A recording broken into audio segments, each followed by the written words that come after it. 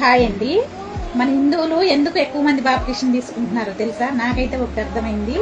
ఒకవేళ నేను చనిపోతే నా పిల్లలు పారేయరేమో, బాప్టిషన్ అన్నా తీసుకుంటే చర్చి వాళ్ళు వచ్చి పారేస్తారేమో అన్న ధైర్యంతో తీసుకుంటున్నారు.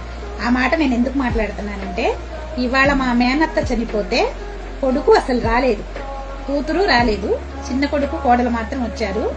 కానీ చర్చి వాళ్ళు వచ్చి వాళ్ళు పారేసారనమాట. స్నానం చేయించి బాక్స్ లో పెట్టి తీసుకెళ్లిపోయారు. వాళ్ళు ఏం పాపం చేసుకుందండి ఆమె? కంటమే తప్ప పిల్లల్ని ఎంత పుణ్యం చేసుకుంటేనో మంచి పిల్లలు పుడతారు. నిజంగా పాపం చేసుకుంటే పుడతారండి. పిల్లలు లేకపోయినా పర్వాలేదు అనిపించింది వాళ్ళ ఆమెను చూసి.